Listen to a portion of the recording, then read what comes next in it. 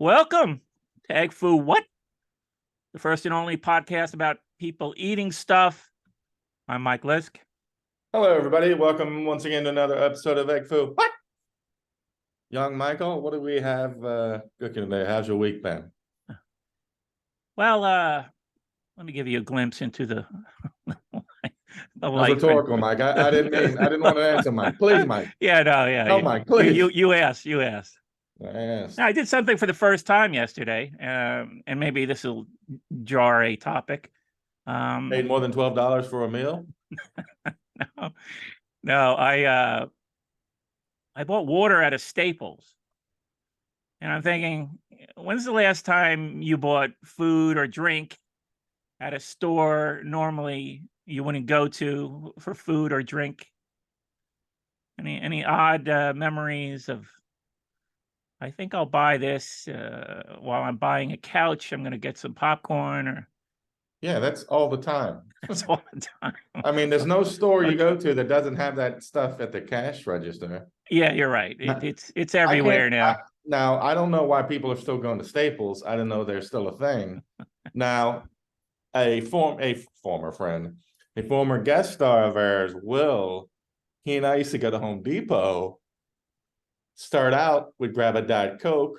By the time we're done bebopping around, we'd be done with the Diet Coke. Took the empty can or bottle, stuck it on the shelf. Oh, that is wrong, man. Home Depot will not be sponsoring Egg Foo What? Low class. But that was only when he'd be spending. That's when he was building his house or whatever. So he'd drop a couple. So he felt like it was a complimentary drink. Yeah. We have another friend. I won't mention him. He has a policy where when he does the big shop for the week, he starts out with a big old bag of chips, opens them up, has them in the cart, just chomps away as he does the shopping. Because he's like, by the time he's had a couple kids, so by the time he's done $400 or $500 worth of grocery shopping. So he feels like they owe him a bag of chips, and by the end he just balls wow. up. Okay, I guess I never developed that sense of entitlement in the grocery store. Wouldn't it be great if we all get arrested because of this? No, I've discussed my shoplifting ways when I was young, but once I was nabbed, I never looked back. I never eat in the grocery store while I'm shopping. But water's not eating. I mean, well, yeah, water. Yeah, well, I mean, I bought a case of water. Yeah. I just saw it there. I was like, I need it. It was strictly for convenience. I can't think of any scenario I wouldn't be fine grabbing a bottle of water. You're not getting the Clams Casino at Staples, right? I mean, no. Yeah. But I thought when you started, oh my God, is it 2023 and we're still gonna have to hear about Mike is baffled that they sell water in bottles? I thought it was gonna be one of those things. No, I did refrain from. This is a step forward. No, I held off. You're also saying. I held off on bottled water for a long time, but I finally resigned to it. So after the Staples visit, I'm on a quest. Hold on. Dazzle the crowd. Well, I got to lower this lighting. Okay. Dazzle the crowd while I'm away. Do a little tap dancing, Michael. Oh, that's very intimate. For this moment. That's very intimate now. Yes. Okay. Is that better? Looks like you've combed your hair for a change. Did I? Yeah, it looks combed, as opposed to a sort of brush fire. Oh, thank you, Mike. That's nice of you to say. You didn't have to say that. That's nice. Standing on end. Oh, the hat. Yeah, the hat's good. Yeah, that's a good look. I was thinking of breaking out a hat, but two hats on one podcast is too much. Bro. What's that?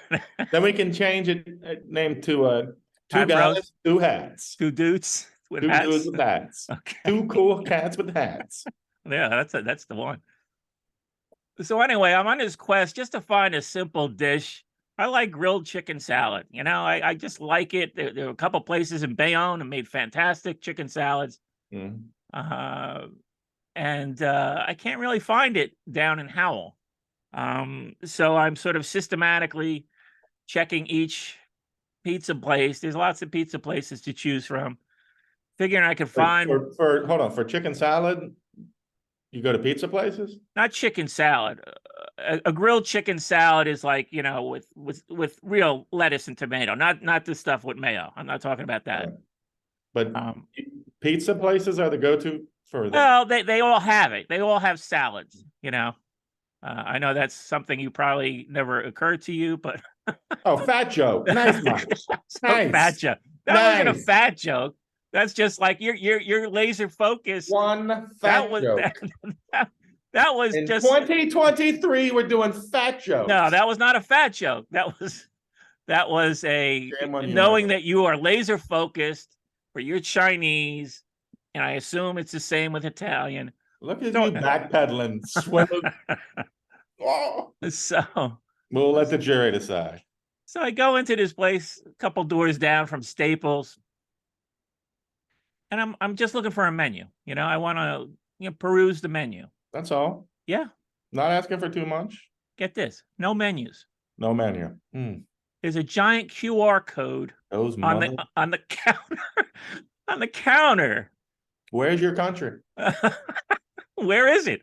Where are we going with this? I mean, I can't even go. I've gotten used to the QR codes. I've gotten used to the QR codes. Well, for one thing, I didn't even have my phone on me. When I just jump out, I don't feel like I need to be on call for the 15 minutes I'm going to be away from the home base. What planet are you living on? I'm a guy who's never grown attached to a phone. That is incredible. I'm a freak. Yeah, I understand that.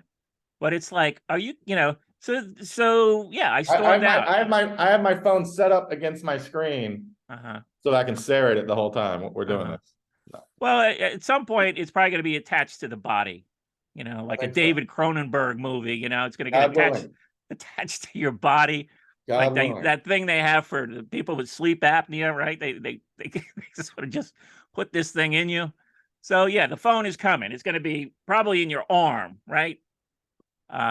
Your wrist, near your wrist, it's there. But so yeah, I was offended by this QR code that they don't even have a restaurant. And this place has tables. So if you're serving a table full of people, do they all have to whip out their phone to look at the menu? Yes. I mean, it's just... Let me explain something to you. I can't believe I've said it's 2023 3 different times now. We're saving money on printing costs. They're saving trees. They're not printing out menus. Trees. And a lot of restaurants now, when you do the QR code, then you order from there. Everybody can pay what they want, pay separate, easy peasy, just pay as you go, whatever the meal comes. So let's just destroy all printing businesses. Yes. Let's boost up the slave labor for the smartphone production. This is what put it over the edge. Well, it's just like everybody. You're making these charges that like we're saving the world by getting rid of menus. Now you can have a laminated menu; it'll last a long time. You don't have to have. I'm asking, as a business owner, if you could pay, let's say, $1,000 a year for menus, or if you could pay $0. $1,000. It's not going to be $1,000. Your numbers are way off. Printing menus? Let's say 500. Yeah. Let's say 25. 500 is probably about $200. Let's say $200. Which are you paying? Not even, maybe. $200. Not even. For something the people are just going to throw away or cut their fingers. No, you know what they're going to do with the menus? They're going to order from home, right? It's going to be more convenient for them to call up. Hey, you think they're looking at paper menus at home? Well, you can take them home. I mean, a lot of restaurants have menus you can take home. You've got the phone numbers. You want to see a few? Mike. This is 2023, bro. Every I've week. titled this week's episode. It's 2023. Every week. It's on your phone. Handy. I only have one. I'm not throwing them out. You go on your phone. Beep beep boop boop boop. How's Kitchen? Up to date, fresh, latest specials. Boop boop boop. Bam. If I didn't have that menu, I probably wouldn't have found this week's dish. Oh, you didn't tell me there was a story behind it. I'm checking them off one by one. I think however easier restaurants can do the whole ordering process, the better. I'm sorry, you're clinging to the old junk drawer filled with menus. Hey, am I not nostalgic? Do I not yearn for those times? Of course I do. But you know who doesn't? Business. How many restaurants do you have clogging up your contact list? None. None. What do you mean contact list? Well, on your phone, you're saying you keep all the restaurants on your phone to It's all call on and place an order. It's all on Uber Eats, dog. Uber Eats. Or if I Okay. was looking up a random restaurant, I'd just look it up online. Not put in my contacts. Uh-huh. You gotta try out for that. My contact list, you gotta audition. Uh-huh. You got to audition. No. China City of Lights in DC is not making my contacts. Uh-huh. It's all on your phone, bro. Well, I promptly walked out. I said, okay, I don't have anything to scan this QR code. You just lost my business. Ooh. And I made my statement. Yeah. Yeah. Did a moonwalk on the way out. That's how I'm picturing it. So yeah, that's my this is a new segment I'm calling Gripe of the Week. Do you have any gripes of the week? Gripes of the week? Yeah, gripes. All I do is gripe. Okay, well. I'll tell you what I got to gripe about. Somebody has been giving me a lot of, you know what, for not sending him a gift basket. Uh-huh. Fair enough. But then I remembered the same person gave my book 4 stars on Amazon. Yeah. Not 5. Which book? How many of mine have you reviewed? I read both of them. Did you review both? That's right. I may not have written one out. I think I wrote a lengthy crafting one. I started writing a lengthy review where I basically analyzed that final scene in the 7-Eleven where the main character is looking for checking out the tacos. I'm just like, wow, okay, this is really bringing the story to a boil. Taquitos, not tacos. There's a difference. There's a difference. Okay. But no, I did give it a favorable review on the show. Yeah, I didn't go to Amazon and then on Amazon for Williamsburg Rats, 4 stars. Yeah, well, 4 stars is a good review. Well, I mean, it is. Would you put your book in the same category as Anna Karenina, Madame Bovary? I mean, are people going to be reading Williamsburg Rats 100 years from now? Come on, be realistic. No, but is Flaubert's buddies, are they giving him 4? Or are they saying yes, Gustav, and they give the 5? 4 is a very good review from me. 4 is an excellent book. 5 is a classic, a classic for the ages. So I'm stingy with the 5-star reviews. Well, let's just say you got the same review. You get the same 4 stars as Tom Sharpling, and I haven't heard the last of that yet since. So, well, you have company. You have good company. I'm just saying, I wouldn't hold my breath for that fruit basket. I might be a little stingy.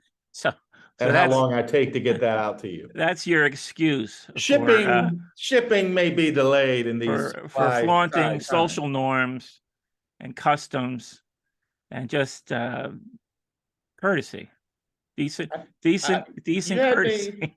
You had me feeling guilty until I remember that. But it's also overshadowed, luckily for you, by another gripe. I told people last week I almost died. And I finally saw some comments and stuff. Nobody seems to have given a shit. No, oh, Greg, glad you're okay. Glad you're alive. You're with us. That's great. Nothing. Well, if it makes you feel better, I almost died at least 2 or 3 times. So I've never gotten any feedback on that either. Did you announce it on an incredibly popular podcast? I think I talked about them. Yeah. So I'm putting everybody on blast. Everybody's on blast. You're on blast. Our crowd's on blast. Rolling Stone with this fucking list is on blast. Yeah, I guess they've got to produce these lists I mean, most of them were well known. I got the only one I didn't really know about was that blood, sweat and tears thing. I I will thought, say, I think I finally have to admit the reason they do these lists is for idiots like me to scream. For people who don't know, we're talking about the Rolling Stone just put out this list of biggest mistakes in rock history, but they left out a huge one, which it's unfathomable to have this list without. Can you think of which one? well, you mentioned it in your tweet. Oh, sorry. Should I build suspense by pretending I don't know about it? I like to pretend that everybody on Earth follows me on Twitter. That's all I'm saying. How could Kiss taking off their makeup not be on this list? Yeah, no, I agree with you. I mean, that's got to be up there higher than this blood, sweat, and tears thing. I mean, I was like, I couldn't even believe Rolling Stone is even talking about blood, sweat, and tears in 2023. Oh, there you go. 2023. Look at you. I'm getting in there. I mean, I just assumed blood, sweat, and tears disappeared because their music just deteriorated as time What's went the on. blood, sweat, and tears thing? They got their show Well, they said sponsored by the government. yeah, they were on some sort of tour to expose Eastern Europeans to American culture. Which is that such a terrible thing? You know, but I guess at Well, the time it's like everybody was anti-government. Unlike now where everybody's pro-government. Everybody loves the government, the CIA, the FBI. Everybody loves them. It's bizarre. We're in bizarro world now. But anyway, I I uh I was yeah. Is that such a horrible thing? Do you think, to expose the Eastern Europeans to American culture? oh, they loved it when Billy Joel and Paul McCartney went over to Russia. They loved it then. Mm-hmm. Can I get a little sassier? Those damn hypocrites at Rolling Stone. I mean, to be honest, I saw that. I don't know anything about Blood, Sweat, and Tears. I didn't really give a shit. I'm Mhm. surprised that's the one you're worked up about. Yeah. But the Kiss thing, because What Kiss, goes up must come down. bump, bump, bump, You know bump, that song, right? spinning wheel, Got to go round. round. Yeah, that's it. That's it. That's all I know about them. Gee, I don't know why everybody turned on them. But the Kiss thing is outrageous because nobody pretends there was anything to Kiss other than the makeup. So the genius behind that decision, I would like to have a 30 for 30 on. Like, walk me through this decision. Yeah. No, guys, it's about the music. Mm-hmm. Yeah. Nobody cares about the makeup and the Mhm. pyrotechnics. So let's settle down. Let's get down to the basics, the music. Yeah. That No, must have been a meeting. the Do you only have any people. others? Because I put together a short list of 5 I agree with, and then 5 I'm like you, I defend. Can we go through those? Go ahead. Yeah, yeah. Didn't really give it much thought, but maybe something will come to mind. Well, thank you. I hope I please you. I hope I give you something to think about in the next 30 seconds, Michael. The Pistols firing Glenn Matlock. We talked about that last summer. Gee, the one guy who writes the songs, let's get rid of him. Idiots. The Justin Timberlake, Janet Jackson fiasco. That is the dumbest. She's the one who gets in trouble. Meanwhile, nobody would have known anything if the media didn't show the instant replay 9,000 times after it happened. Nobody would have even noticed. Dee Dee quitting the Ramones and turning into Dee Dee King, the rap star. I didn't love that. Although he did keep writing songs for them. So he actually did have a couple classics after he left. CCR throwing down the gauntlet with John Fogerty saying enough's enough. It's time we wrote some songs. Thank you, Dummy. Well, that was on the list, right? That's what I'm saying. Yeah. Oh, okay. These are on the list. Okay. Yeah. That I'm saying, yeah, these were dumb mistakes. The Monkees wanted their artistic freedom. I could go either way. Number one, I can understand you getting all fired up. You want to do it yourself. On the other hand, you had like every songwriter at your beck and call, and you were just cashing checks. What are your thoughts on those? Before we go, yeah, the Monkees one is pretty good. Yeah, I was a Monkees fan as a young person. I think I've discussed my wanting to have people call me Mickey. That's in right. tribute to Mickey Dolenz. No thoughts on the others. Don't No, care. the others are good. Yeah. Yeah. I would just thinking, listening to yours. I mean, I think of the biggest disappointments, for me with, the Clash were a disappointment, the way they broke up, and then Joe Strummer had that a simulated Clash group, which I saw, and it almost made me deaf. I think I definitely Mhm. had hearing issues after that show. My ears were ringing. Firing McJones was incredibly stupid. Maybe Hmm. that goes on the list. Although I guess that seems more normal, like what bands do. They just kind of get rid of the wrong person, Hmm. I guess. Yeah, no, I'm sure there's lots of those, but I'm as a person as personally as like, oh, okay, here's my favorite band of all time, and what do we have them for a few years? That's it, they're done. Mhm. Um, I mean, Don't Tell a Soul by the Replacements. I remember getting that album when it came out, and I'm like, what is this? It just felt like, was that? I mean, never read a lot about it. I didn't get that box set that came out, which makes a better case for it. But I mean, was it really a conscious effort to become more commercial? Would you I say? mean, yeah, like I'll Be You. They definitely tried to make more, but again, that's just a case of a band making a subpar album. Hmm. Like to make this list, it would have been like they decided let's get rid of Paul Westerberg, right? Like that would Yeah. be crazy. Uh huh.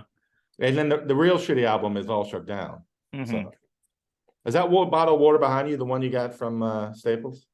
Yeah, one of them. Yeah. That's a legendary. Oh, one of them. Oh, excuse me. Got a case. Got a Things are case of it. good. You don't buy a single bottle of water. I've never done that. Still too proud for that. Yeah, too proud. Then there's a couple that I kind of defend. Like they always make a big deal out of Decca passing on the Beatles. Uh huh. I'm like, well, yeah, Yeah. yeah. If you knew 6 months later, Yeah. Yeah. it's Hindsight's 2020. I mean, come on. come on. It's like when people used to love to say bitch at Jerry Glanville for trading away Brett Favre. And I'm like, well, he was a fat drunk at the end of the bench. Nobody at the time was like, oh my God, how could you get rid of Brett Favre? 5 years later, yes. Mhm. Uh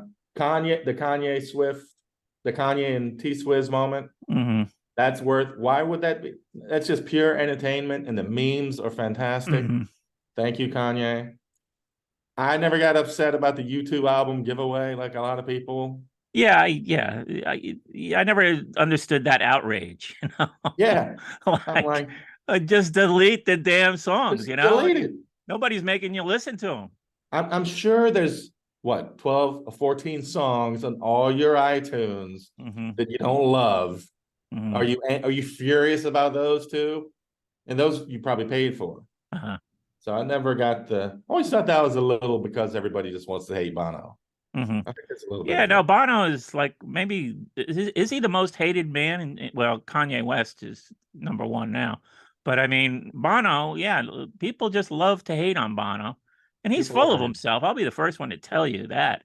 But I mean, aren't all these guys full of themselves? I mean, Yeah, like he's he's the full of guy with the himself. first guy with ego in Yeah. rock and roll. Yeah, I don't get it quite, the Well, constant drumbeat. plus people like to roll their eyes and get fed up with him Mhm. when he is trying to do good things, like bring Mhm. water to Africa. Mhm. I understand maybe he's insufferable when he's, with Obama doing the announcement, having a great time. But at least he's trying to usually trying to do something good. Mhm. So yeah, I don't know that. I can't believe I'm saying this because you know how much I hate Metallica. Mhm. But I think looking back, they were probably right about the whole Napster thing. Mhm. Because here we are, 15 years later, musicians don't get paid. We get so much free music. We get outraged when U2 gives us a free album. Mhm. That's where we're at. I have to say, Lars was right.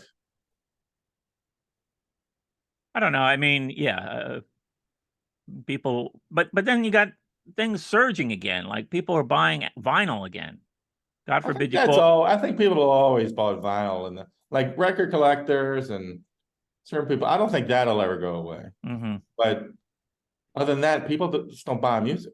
I can't remember the last time I bought music. Yeah, no, I Well, know. can Yeah, the yeah. Kinks record, like the Kingston, the Revolver box, things like that, but not regular everyday Yeah, but music. we're old. I mean, young people, maybe they're just discovering this stuff.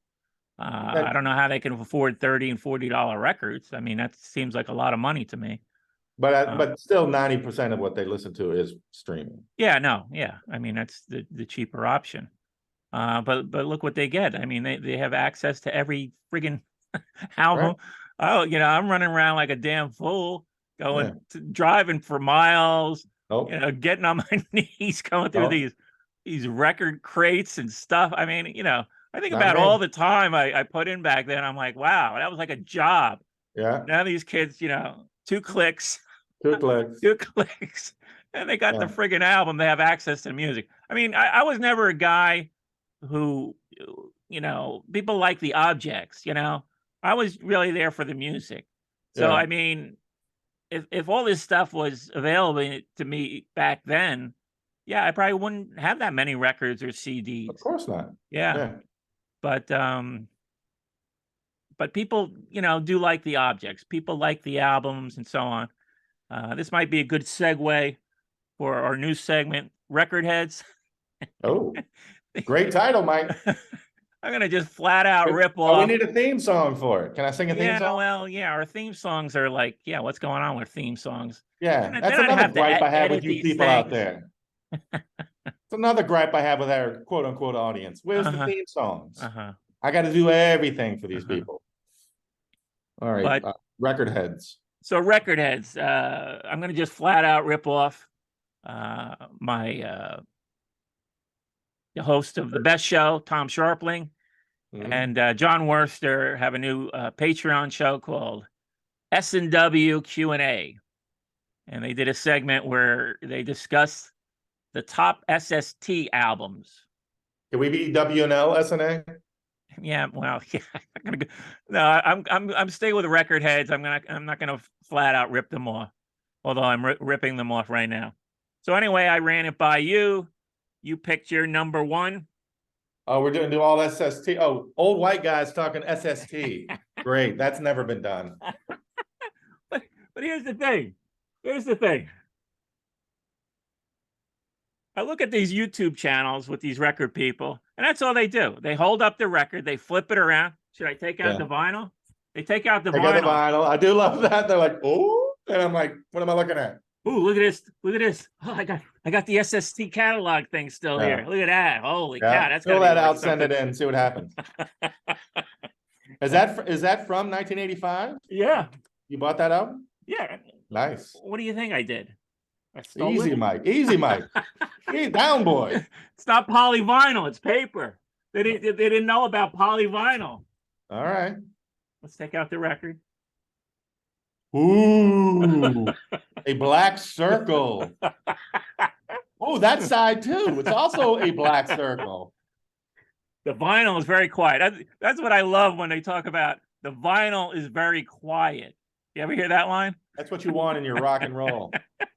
That's what I want in my records. I want to listen to the quiet vinyl in between the songs. That's very important to me. But anyway, this was your number one SST album. Would you like to expound? Well, I do go back and forth between it and New Day Rising.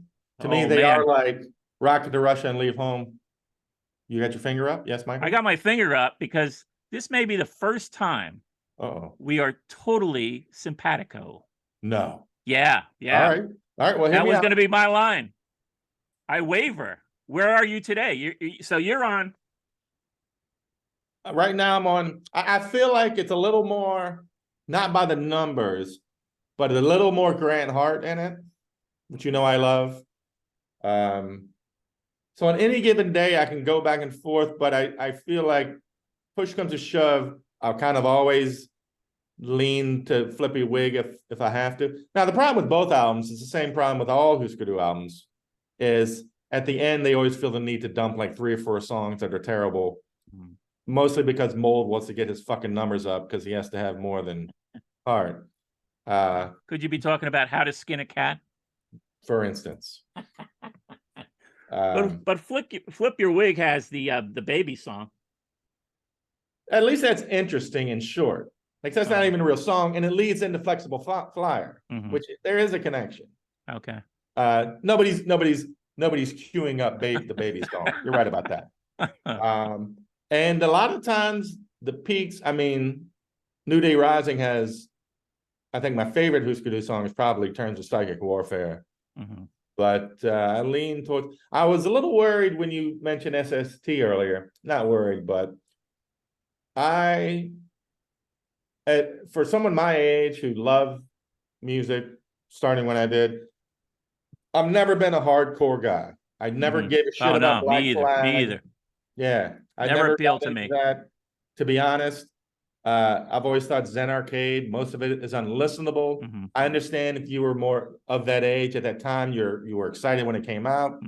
But I've gone through and I think I would pick like 8 or 9 songs for a great album, and the rest is a lot of horse shit. But you can't tell certain people of a certain age, of a certain musical lover genre, that they will punch you in the head.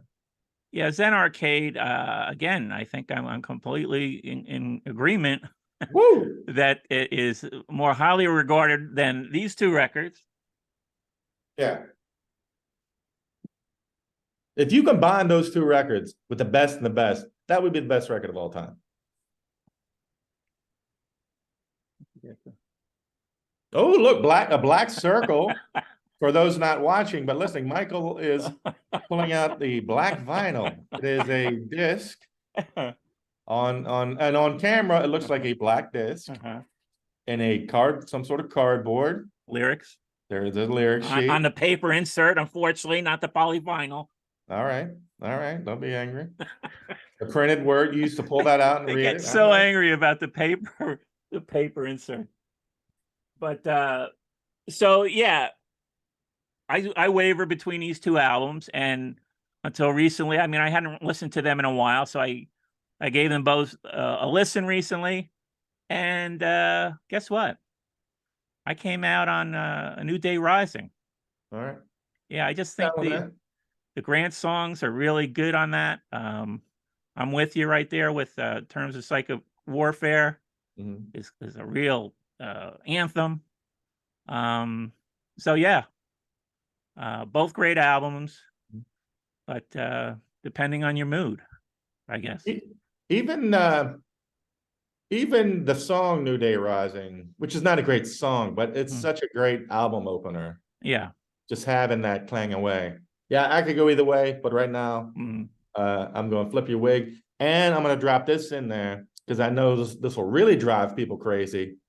I think I prefer Candy Apple Gray to 90% of Zen Arcade. There, I said it. I'm going to Husker Du Hell. I know. I know. No, I'm not going to send you there. I'm not going to. I love that album. I love that album. Together with Still Simpatico? Yeah, I think so. Yeah. Woo! I don't know if the camera. Look at what young Michael did. It probably hurt the value of this record. That's all right. No regrets. But look at young Michael. I don't know if you can see that. He's put a little red dot. By your cuts? By your cuts. By my cuts. Let's see which ones are what. I can't see. Can you see it? No, not at all. Now you just shoved the whole thing up on the. Well, it's hard to. Yeah, the background. I used a red ink pen, so it's hard to see with that background. You know what? Name the song. Go down the list, and I'll tell you if I think it made my young Michael's list of New Day Rising cuts. New Day Rising gets the nod. Well, that makes it easier if you just tell me, Mike. Just let me guess. Okay. All right. You gonna guess? Go ahead. Well, read them out. Oh, I thought you knew the songs. That's why we got to come to rehearsal, Mike. New Day Rising. Yeah. Girl Who Lives on Heaven Hill. Yeah. I Apologize. Yeah. Folklore. No. All right. If I told you, am I 4 for 4 so far? You're 3 for 3. I think Husker Du is what might finally bring us together, bro. This may be it. All right. Folklore. No. If I told you, I'm gonna say no. I don't. No. You're right. You're right. Eh, Celebrated Summer. yes. Yes. Perfect example. It's not a super slice, but I'm gonna say yes. No. Ah, In terms of psychic warfare, yeah. 59 times in the paint. Yeah. In the paint. 59 times the On the pain. pain. Yeah. No, I said no. I said no to that. What? Yeah. Young Michael has some bad ears. Yeah. Side two is all grand from me. Power line. It's okay. I'm gonna say no. Yeah. No. Books about UFOs. Yes. Yes. I don't know what you're talking about. No. How to skin a cat. No. What you're drinking. No. Plans I make. See, what am I? They just dump these shit songs in the end of albums. They do it every time. And I think from what I've read / picked up in the atmosphere based on nothing I've ever heard from anybody who would remotely know anything, I think it's because Bob was like, oh, he always had to have more songs than Grant. So he just shoves these shit things on the end. Well, I mean, they got very competitive at the end, which is always a shame because you got two guys who are really good songwriters, singers, even, I would say. And yeah, that New Day Rising was the first album I really sort of like, oh, there's this other guy in the band who's writing these great songs, you know? Yeah. And I'm like, maybe that's the guy I really like, you know? I didn't really pick up on that until that live album came out. Remember that? The Living End? Yeah, yeah. When that came out, really, that's when I was like, oh shit, that's when it really was super clear how divided that was. And that's when I was like, oh, I'm a Grant guy. Yeah, yeah. No, I'm a Grant guy too. Look at us. Yeah, look at us. But I don't know if this is going to be a deal breaker. My Uh-oh. number one SST Yeah, this record. can't go this good the whole time. This is my number one SST record. Never got into Meat Puppets. All right. For the people who are just listening. It is another black circle, a disc. Michael is holding out. Michael, all right. This is Meat Puppets 2. Yes. Wow, high praise. That's better than New Day Rising or Flip Your Wig. I just think the sound is really good. The songs are great. Again, wow, look at this. Did Spot do that? Because he just died. Yeah, he did. So Nice. rest in peace, Spot. R.I.P. Spot. And I had the first Meat Puppets album, and it was a hardcore album. You know, I'm like, yeah, this. I was reluctant, and then I started seeing reviews for this. I'm like, okay, I'm going to check it out, and I love it. It's got little country. Have you ever heard it? I tried to listen to Meat Puppets 100 years ago. I never really got into them. Give it another try. I mean, it's got country elements. I don't know if that's a negative for you. Meat. If you like your punk Puppets. pure. I love country. Yeah. But it's got every songwriter I know loves them. So it's like. So yeah, I mean, and then of course they got the blessing of Nirvana years later. Yeah. And which is great. More people became aware of them. Hopefully they made some more money selling records. Yeah. Nirvana did 3 songs on their Unplugged show and had them on as guests. They did Lake of Fire, Plateau, I believe, and Oh Me. So, but this record holds up. I mean, it's still a great record.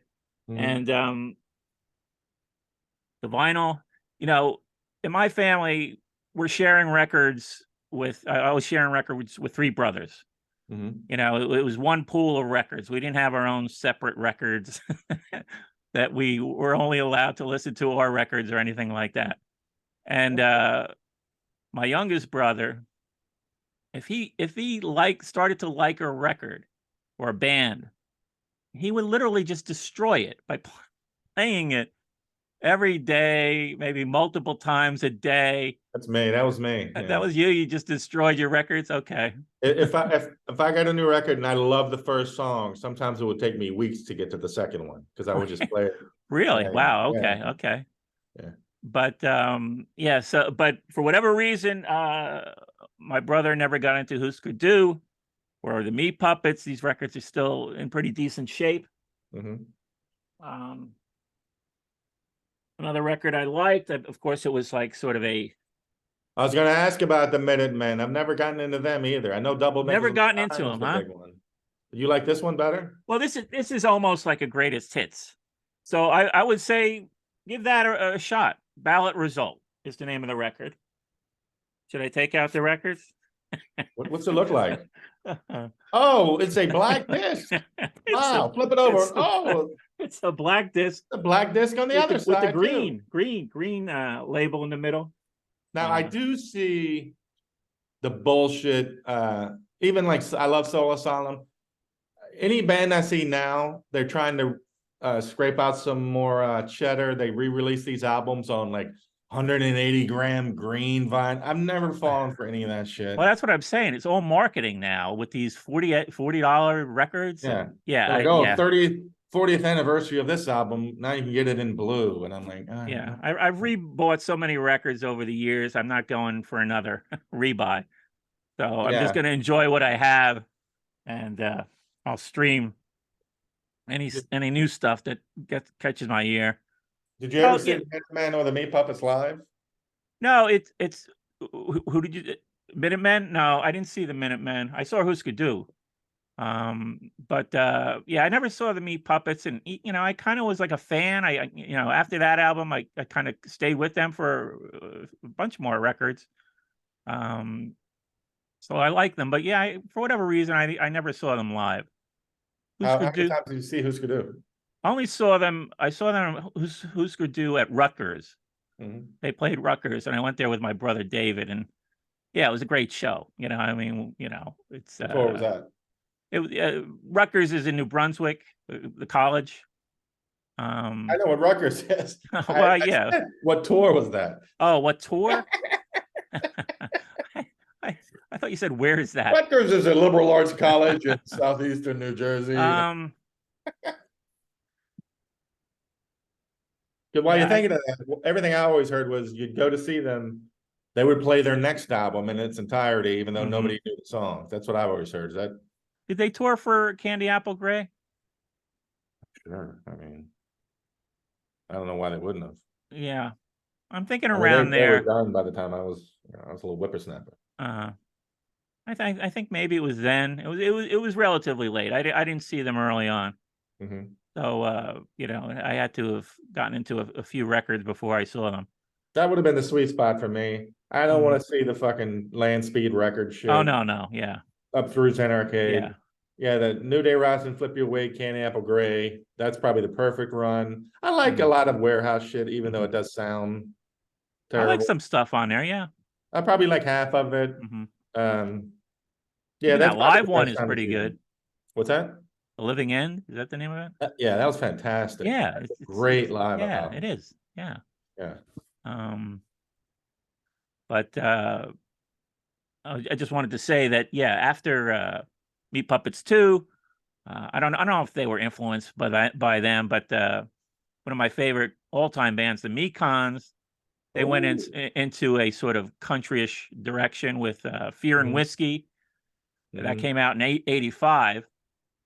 So, and yeah, and then they put out a bunch of records in that vein that I really love. But yeah, I think it started with the Meat Puppets. Well, what's his name is one of those guys. He used to always show up at like Bloodshot record shows. Yeah, and play with everybody. What's his name? John Langford. Yes. Yeah. He's like Pete Buck. If you know, just play. He's playing with everybody. And he's having fun. You know, that's what I liked about the Mekons. They, you know, a lot of times the banter is like a comedy routine. So you're having laughs between the songs, and they're having fun. Everybody's having fun, you know. Yeah. Whereas the hardcore scene, sweaty, shirtless guys jumping on each other. I'd have been fine with that. You're fine with that? but the Yeah. music stunk. I'm like, I Yeah. can't. No, See, even if I no. it was two strikes for me with the music and the sweaty guys jumping on each other. Yeah, Yeah, I don't need that. I need that, but the music was just terrible. Uh-huh. But So this week I saw a listing. oh, I'm sorry.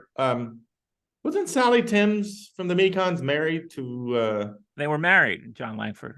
No, but wasn't she married to like Fred Armisen or something? No, not that I'm aware of. Hold on. Tap dance while I look this up on. I think she's got better sense. Apparently, Fred Armisen's not a nice guy. So He does sound like a bit of a. I've heard I, rumblings. She was married to someone. Hold on. So I don't hear you dancing for our audience, Mike. no, I don't know what to do here. It doesn't seem to. While I you don't seem Google to be it, able to get any information. we'll follow up next week. Oh yeah, I'm sorry. She was married to him from 98 to 2004. Really? Yeah, That is shocking. thank you. That's what I do, Mike. I bring the shocking. Hey, 2023, always learning, baby. And the thing is, I just in one of these rabbit hole things, I ended up on some sort of Fred Armisen hate page where they basically went through the item by item how terrible he was. So I've heard things like that. When you see him interviewed or whatever, he's delightful, but I don't know. I don't want to keep rumors like that going without any first-hand knowledge, but yeah, I'm generally my hands are tied here, so let's keep it going. Let's keep it going. Yeah, I want to turn this into a gossip show. But anyway, so this week, I saw an item on the list. I was like, what the heck is this? Pineapple fried rice. Ugh. Never heard of it before. How about yourself? I never heard of it, but when you said it, food and taste wise, I was like, ugh. But there is something fun about it. When I think of pineapple and Chinese food, I think of like the old 50s classic Chinese restaurants, the huge drinks with the volcanoes and so I was looking forward to that. It seemed like fun. Delightful. It seemed like it would be delightful and fun. Well, yeah, I mean, I think I'm on record that I'm generally not a hot pineapple guy. I think we talked about the hot pineapple on ham. Not a fan of pineapple on pizza. So I love pineapple, but generally the room temperature to cold variety, not the hot pineapple. Sounds like a name of a band. Hot pineapple. Hot pineapple. Hot pineapple opening up for record heads. So I was curious about this. I only had the large quart size option. Pork? You got pork? Quart. Oh, quart. The large size, yeah. $10. There you go. You sent me a picture before I even ordered, and yours had chicken in it. I was like, oh, I didn't even consider that. They didn't list it as an option, so I did an audible when I called it in. Of course, there was much discussion. They put me on hold. And they had to discuss whether they could include some chicken. How can they not throw chicken into anything? That's incredible. I got to figure out this whole chicken thing because mine showed up. You know what? I got to be honest. I was going to order pork, but at the last second, I said, let me get chicken because like we've been talking about how every dish seems to have a different chicken. Yeah. So just for shits and giggles, because I assumed I would hate it anyway because of the pineapple. I got a backup meal because I assumed I'd throw this right in the garbage. And of course, the chicken shows up like you saw in the picture, little chicken finger things. So I like pineapple, but the idea of hot pineapple is revolting. Yeah. Now, tell me what you thought of yours first. I thought it was fine. I enjoyed it. Would I keep ordering that over, say, house special fried rice? No. But for something I was prepared not really to like, I thought it was absolutely fine.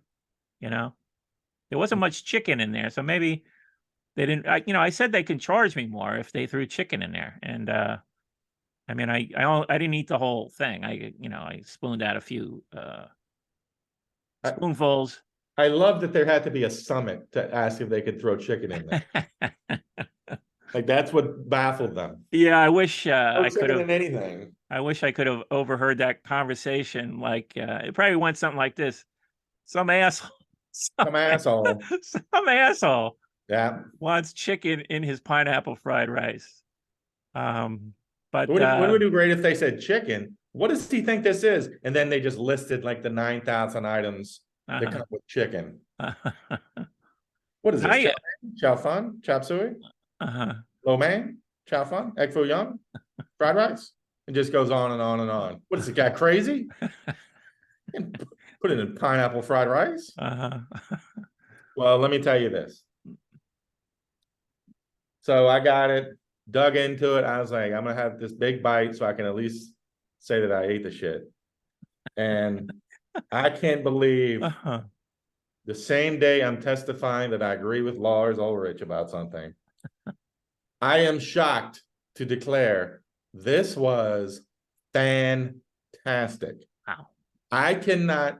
Now, number one, it's helped. If you notice, the fried rice itself was very clean. Like it was a nice fried rice. I bit into the pineapple, and I was like, "Oh God, hot pineapple." Something about when I got all up my gullet. You laugh, Mike. This was. I'm always shocking. happy when you're not throwing the food out after one bite. So You're happy. And I almost didn't even want you to. I just assumed you would hate this. Me too. That's nice of you to say. But when I ran it by you, I assumed I would be eating alone. That you were going to do something else, which we'll hold off for the future. Well, yeah. But you jumped at it. You jumped at the opportunity. Well, because like I said, I thought it was fun. Like, old You're in a fun mood. Okay. Old Chinese restaurants again with the big Mai Tais and the I thought it'd be fun, but yeah, I thought I'd throw it in the garbage. I can't believe this might be number one. Is the biggest surprise of my life. Biggest surprise of the whole show. No, my life. Your life. Yeah. Okay. That's how these 50 years have gone. This is right now. That's where I'm at. Wow. Okay. Well, I am blown away by how I hoovered it. Gone. Yeah. Wow. I cannot believe how great this shit was. I am full. All right. And was this one of the restaurants that have let you down, have ripped you off? What was the price? I'm sure. Oh, I'm not even going to look at the price. I don't know. It's probably $17 or something crazy. Okay. I don't know. A lot of, I didn't even notice where it's from, but I did notice I had to go a ways down the list because I wanted to make sure it was a Chinese restaurant because I guess it's more of a Thai dish. Is it? Okay. Like the first 10 restaurants that popped up were Thai places. One of them I knew because I used to live next to it. And I was like, gee, if this is going to be good, it'd be good from this place. This is a nice place. But I was like, nope, can't do Thai, do Chinese. And I cannot tell you enough about how fantastic it was. Well, this is going to be my highest rated dish. Oh, wow. This is partly buoyed, let's be honest, by the shock value. All right. Well, I was surprised by the shredded pork and Peking sauce, which I'd never heard of before. That was probably my number one find so far. But no, I'm glad you had a good experience. Like I said, I just assumed you were going to shoot it down, even when I suggested it. I did make it a combo. I ordered, a friend of mine had recommended something I never thought of before. Mixing soups. So they actually. I didn't think I read that right when you said that. Yeah, it's literally, and it's on the menu. I don't know that all places have it. I thought you were going to have a hard time finding the pineapple fried rice. I don't know that it was hard. It was harder than most things, but yeah, not impossible. Yeah. So people are going to have to seek that one out. But I combined mine with a mixed soup, which is the egg drop soup and wonton. Did we talk about egg drop soup? We did. We talked about it, but this was, my friend recommended this as like a, have you ever tried this? And I was like, what? I didn't even know it was a thing. Great dialogue, Mike. And sure enough, I saw it on the menu. I'm like, okay, I'm not going to sound like an oddball when I call it in. And so, yeah, I had the egg drop soup with wontons. And what I'll say about this is that, Hold on. Let me paint a picture. So it's egg drop soup with the wontons thrown in. yeah, It's same not a amount of. mixture of like half wonton soup, half this, and then thrown again. Say that again. It's not taking wonton soup and egg drop soup and just dumping them together. It's taking egg drop soup and putting wontons in. Yeah, broth. I don't know that there's a big difference, but Don't fight me on this one. I'm not going to Not fight this. you on it. Not this. We It's- were doing so nice with the Huskadoo thing. It seemed like Kumbaya it's moment just a going different way of on. doing the same Not thing. a But dry anyway, eye out there in podcast land. it is, you get the same amount of wontons you get in the wonton soup, so they're not cheaping you out because you're getting the egg drop soup instead of the normal broth. And I'll say this: if you're a fan of thick soups, and I'm not really a thick soup guy, except maybe lobster bisque, which is thick. Is it biscuit soup? No, Did your mind just literally spin around in your skull? no, I was just, yeah, I was speechless for a moment there. I mean, technically, like, because like a stew, you wouldn't call it soup.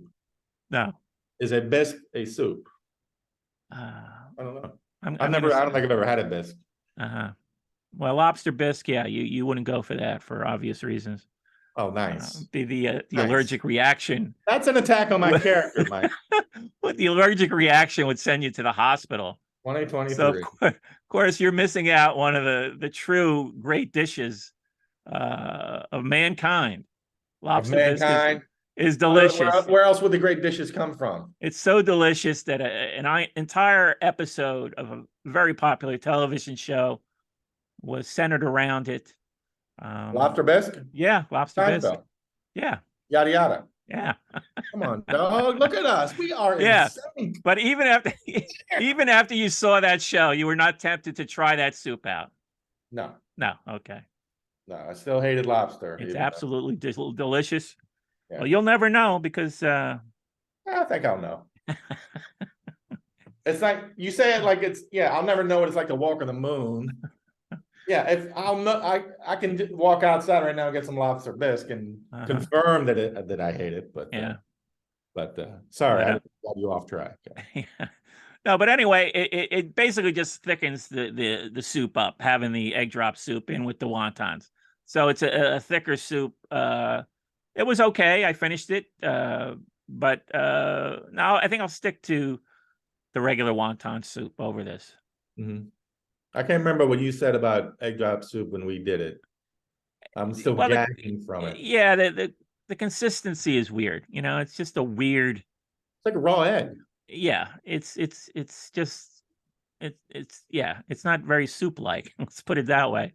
It's got that texture to it, and it's kind of slimy. So maybe that's not even soup. Maybe none of this stuff you have is soup. I don't know what it is, but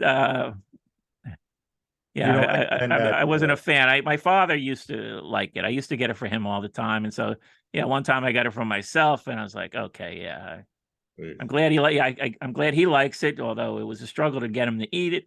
But it wasn't my thing. Yeah. So all right. So you're giving this what is the number? Is it the highest rating? Flat out 10? No. Okay. It's not egg for young. Okay. But I gotta give it. It gets a half a point just for the surprise factor. I might go 8.8. 8.8. Okay. I'm glad. Yeah. I'm glad when you're happy. Something about it that once it got in there and I can't get over it. Okay. Yeah, I'll give it a good 7.5. You know, it was very enjoyable. Feel like I'm eating healthy fruit. Well, yeah, I don't know how healthy it is. But I mean, you got some pineapples in there, but you got a lot of fried stuff too. But yeah, you Uh, would think with the pineapple that hot, it'd be awful, but mhm. I can't get over it. No, Maybe I my will try pineapple pizza. what's that? Maybe I will try pineapple on Uh-huh. pizza. No, I know people who swear by the pineapple Don't dismiss pizza. me, Mike. Don't dismiss me. No, I'm You not act like dismissing you. you didn't even entertain that. No, I'm saying I know people who love the pineapple pizza. They make the case for it. I think I tried it one time. Let It me put just, this on my it just, ever-growing list of things I will promise to do over the next week that I will probably forget, but I mean it right now as I'm saying it out loud. I'm gonna try pineapple pizza. uh-huh. Inspired by this pineapple pineapple fried rice, I'm gonna try the pineapple pizza. Because I I heard. also don't love ham, but there must be something to this. Okay. So All right. look Maybe we'll what do you've done, Mike. a sidebar next week. Because I discovered a place near me. It was rated one of the best pizzerias in New Jersey, which is high praise. Wow. And their That's as high as specialty a diner in Jersey. and their Okay. specialty item is the upside down Sicilian pizza. Upside down Sicilian. Well, what they do is they flip the sauce and the cheese. So the cheese is underneath the sauce. Oh, like deep dish. Is that the way they prepare deep dish? Well, I don't know if it's by as a rule, but I've had deep dish where yeah, it's the sauce is on top and Okay. whatever's under that, and then crust. Yeah, this came up on the best show when Pat Byrne was a fan of this pizza and he ordered a couple of times and I got into a row. No, Ooh. it wasn't a row. It was just a discussion about whether this was superior to regular Sicilian pizza, which I claimed at the time it wasn't. So I'm going to It's not try. Sicilian pizza, right? I Sicilian like, still has the cheese on top, right? yeah, Sicilian. Yeah, Sicilian just has the cheese on top. So I'm going to try this place out during the next week. You gonna get pineapple? I don't want to ruin it with pineapple. Come on. All right, I'll do it. I'll do it and give a You do report. the pineapple pizza, and I'll do this upside down pizza, and we'll have a little sidebar. Now, the one time I was in Chicago, the home of the deep dish, I went to a place where they served it. It was pizza in a bowl. It's basically like a chicken pot pie, if you picture it like that. It's a bowl with all the stuff in it, Oh, and then the crust is over the top. It was delightful. That sounds delightful. That was delightful to you? It sounds ridiculous. So you eat it with a spoon? Well, now I feel like an idiot. Now I feel like a lesser than. But I mean, how do you eat the thing? Do you drink? You hold the bowl up to your mouth? Mike, don't be disgusting. Or you use this? You got to eat pizza with a spoon? You're a role model. That's worse You're than a role model, Mike. Act Mayor like de Blasio and his fork and knife eating the pizza. I think it was a spoon. I mean, this is something you can eat like once a year. Uh-huh. It was great. I mean, okay. I wouldn't try it at like Domino's, but this place specialized in it. It was in Chicago, the home of the deep dish. So, and you just got a regular slice, or you had toppings? I'm sure it was like sausage and the pepperoni in it. It was like it was like a chicken pot pie, except it was pizza stuff inside, and then the crust over top, and it was a bowl. Sounds like a chicken. It sounds like a pizza pot pie. To me. All right, fuck me then. How about that? More pot pie than pizza. I mean, I always had that dream of taking a pizza and just scraping off all the toppings, throwing away the crust, and eating all the toppings with a fork. So I guess that was kind of it. I knew somebody who did that. Yeah, I had a neighbor who detested the actual crust of a pizza. Would just take all the cheese and just eat the mound after she scraped it off. Yeah, eat the cheese and the sausage. Yeah. Throw out the bread. Okay, I thought it was my idea, but you need to top me. Okay. She was a girlfriend. She was a revolutionary when she was 11. Okay, I mean, we want to steal my ideas, we'll steal my ideas. All right, that's fine. Speaking of new food, unheard of things, which that pizza pot pie is something I've never heard of before. I guess Gordon Ramsay has discovered my feed So I see his stuff popping up all the time. I don't think I follow him. Why yours, not mine? I'm the one writing about it. You didn't see his video about he constructed his Wagyu. I don't even know if I'm pronouncing this correctly. Wagyu. Wagyu. Okay. Here it goes. Claim to be an elite. Well, I don't claim to be an elite, but I'm claiming that I've never heard of Wagyu beef before. How long has this been a thing? I mean, I've only had it in the last couple of years, a couple of times. Mm-hmm. I mean, it's Angus good. Angus was going strong, right? Angus beef was like #1 for a while. So this is like trying to steal a little of the Angus beef thunder. I don't know what's the difference between Wagyu beef and Kobe beef. Other than it's like a higher next level kind of thing. It has to do with the fat distribution. Mm-hmm. I think Angus has the fat on the outside, and the Wagyu is more evenly distributed through the meat. Huh. Yeah. Look Did at a little you. research. Look at you. Did the work. Look at you. People claim we Did do the not. work. We do not do the I'm doing research a slow clap. before a show. Yeah. So anyway, yeah, he's showing he's making this burger, and then of course he puts an egg on top of it. You know what's with the egg in the burger? A fried egg? Yeah, the fried They egg. call that a Texas burger. Yeah. Well, I don't know why. Texas blew it on that one. Yeah, just that one. So we're are we on the same page with eggs on burgers? That and getting rid of Jimmy Johnson. Yes, I've never had any desire. First of all, yeah, what makes that a Texas burger? Yeah, I When don't get people it. think of fried eggs, do they always go, is it from Texas? Like deep dish Chicago, Mhm. fried eggs, Texas. I don't know what that connection is. No. But no, never. It's never appealed to me. Uh-huh. Did you try it? No, I didn't try it. I mean, I just saw the video where he's making this thing, and of course the thing's huge. And by the time he's done with it, and it looks like you could barely eat it as a hamburger because it's going to make a total mess. Mhm. It even makes a mess when he tries to take a bite out of it. I'm like, not that I have to be tidy while I'm eating, but it takes away some of the joy when you turn into a messy animal. Takes away some of the joy. Turn into a messy animal. Yeah, when you remind yourself that you are a simple animal That's going in the obit, Mike. who needs food to sustain life. No, that's going in your eulogy. Thank you for coming. Uh-huh.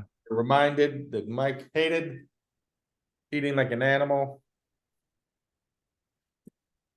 Did you participate? I didn't even know this is a thing. It's every day you see something new and stupid. Did you see the pension in public thing? Did that pop up on any of your Twitter feeds? What the fuck Twitter do you have? What, Thomas Pynchon? Yeah, Thomas Pynchon, the writer. What Twitter are you following, Mike? I don't know. I follow a lot of people. I follow more people than who follow me. No, But anyway, I didn't know that. Pynchon? What about it now? well, so yeah, I'm seeing all these pictures of Thomas Pynchon books laid out on tables. It's just different thing. I'm like, why did they zero in on Pynchon? And then Pynchon is like an egghead author, right? He's like, if you're reading Pynchon, people think hey, this guy must be smart. He's a smart guy. You don't get that with all books. No. Although, there's so few people reading books now. Social commentary. Here we go. Anyway. Millennials suck. Mike. They could be walking around with Dr. Seuss, and I'll give them some extra points in the IQ chart. But no, but it's Thomas Pynchon's always been an author who, he's got this rep like he's the tough nut to crack, and if you're reading him, you must be like on a higher level of reading. I've only I've tried to read him, and the one book I kind of enjoyed without being a struggle page to page was Vineland, which is not like really one of his highly regarded books, but I found it enjoyable. It wasn't like work. You know, I don't want to read a book where I got to work every page. Yeah, that's no good. The new Cormac McCarthy book, I had to put it down. There's a new one? Yeah, the double one. Yeah. I started the first one, and you know, there was some good scenes and bars and stuff.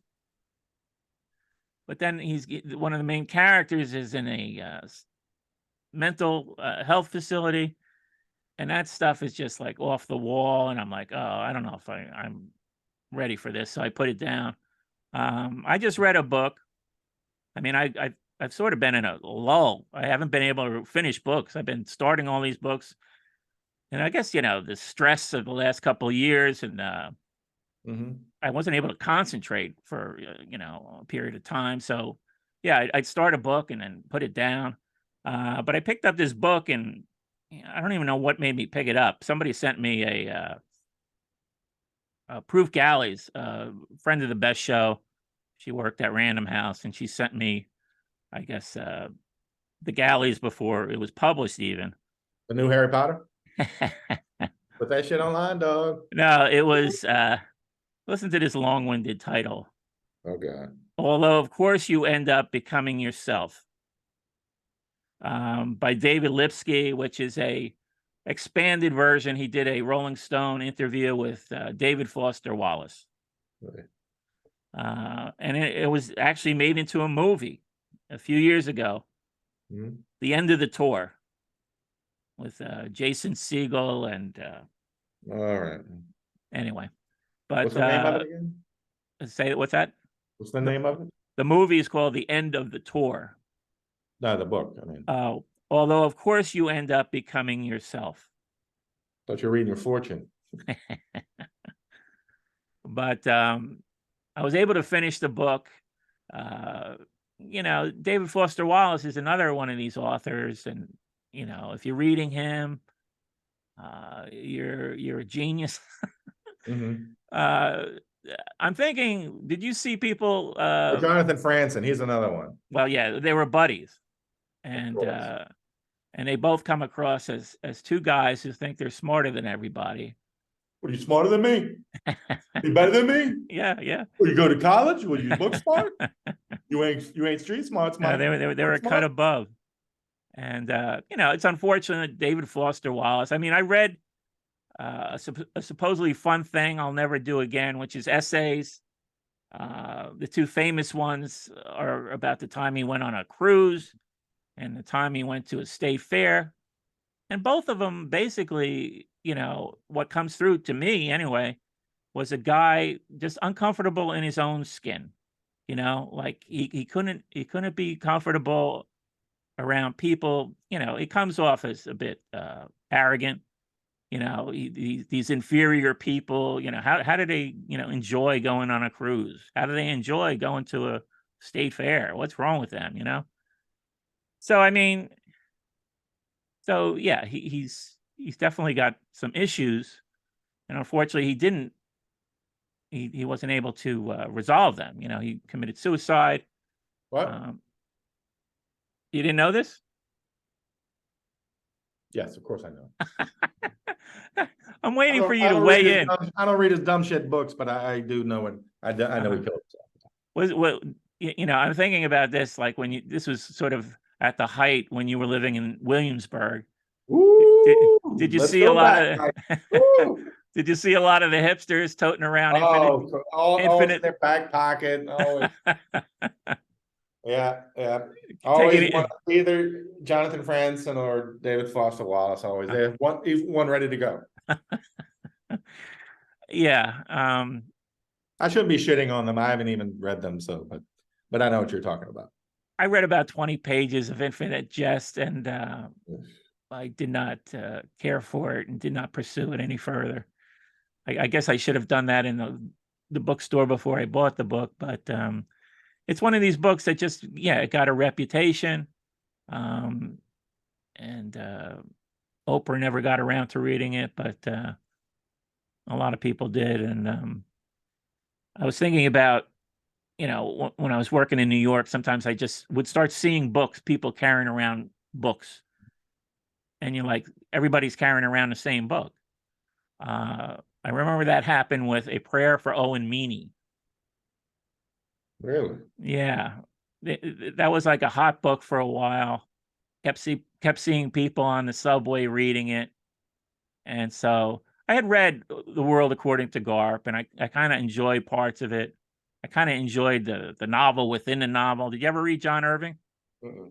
No, but Wait, so he's Run Rabbit Run?